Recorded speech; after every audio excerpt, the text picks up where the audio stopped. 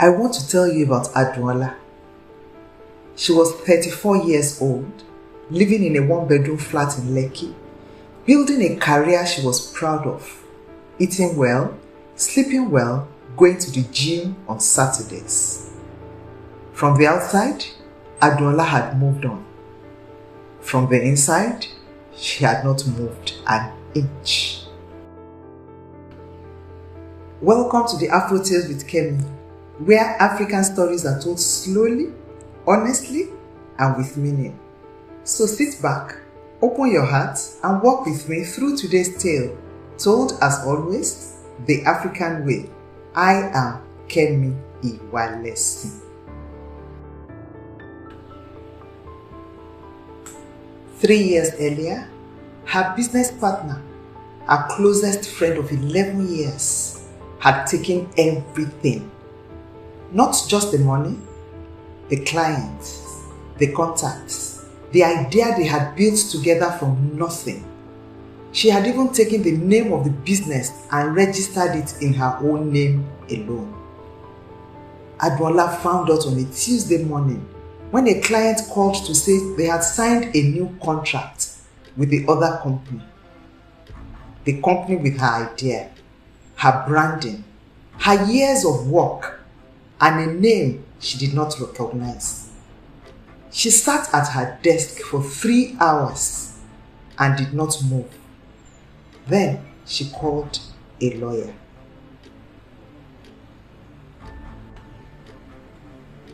The case settled out of court.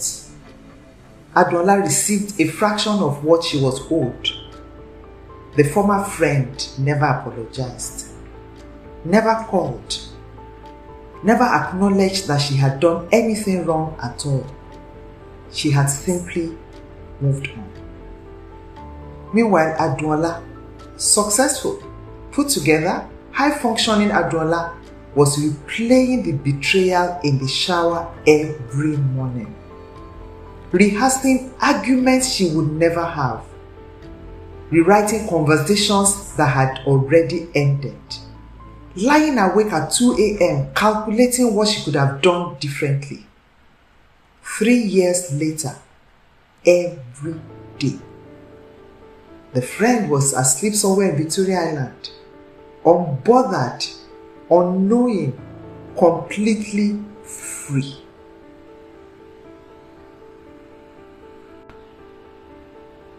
One evening, Adunola's therapist said something that made her put her glass of water down. You know, the therapist said, anger is like drinking poison and waiting for the other person to die. Adunola had heard that before. She did not want to hear it again. I know, she said. Forgiveness, I should forgive her. The therapist shook her head. I am not asking you to forgive her for her sake. She does not need your forgiveness. She's not losing sleep. She's not replaying everything. She has already moved on from a story she was never troubled by to begin with. The only person your anger is hurting is you. So I am asking you to forgive her the way you would cancel a subscription you forgot you were still paying for. Not because the company deserves to keep your money, but because you are tired of paying.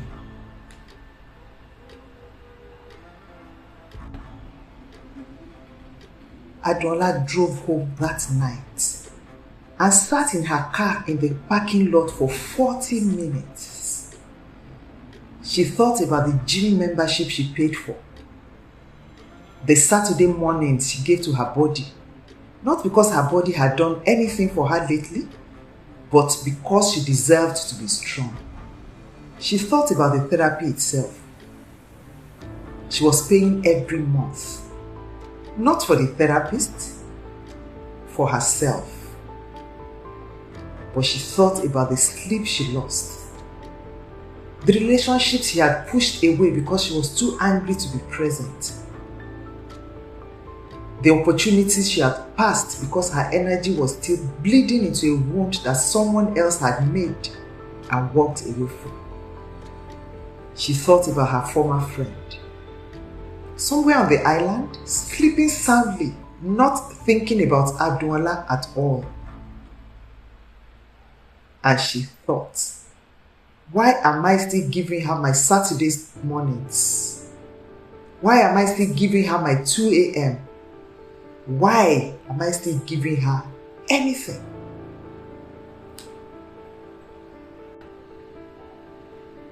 Forgiveness did not come that night like a wave. It did not arrive with music and clarity and a feeling of lightness. It came the way most important decisions come. Quietly, practically, like finally cancelling the subscription.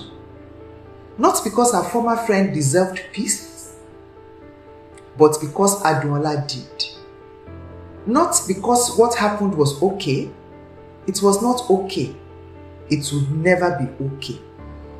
But because Adunola was 34 years old, living well in her flat in Lekki, building a career she was proud of, and she was done paying for someone else's debt with her own peace. There is someone in your life. Maybe it was last year. Maybe it was a decade ago. Maybe it was yesterday. And they are not thinking about you the way you are thinking about them. They are not losing what you are losing. They are not paying what you are paying. Forgiveness is not a gift you give to them. It's a decision you make for yourself. The most selfish thing you will ever do, and the wisest. For me, not for you. For me. Forgiveness is for me.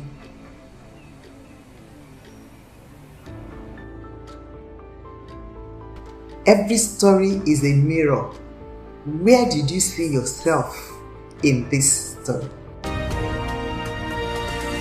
When the drum speaks, Africa remembers. When stories rise, hearts awaken. Afro tales, we rise, we tell, we heal.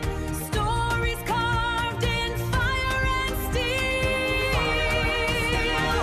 Hear the heart, hear the call. Africa remembers it all. When the drum speaks, Africa remembers.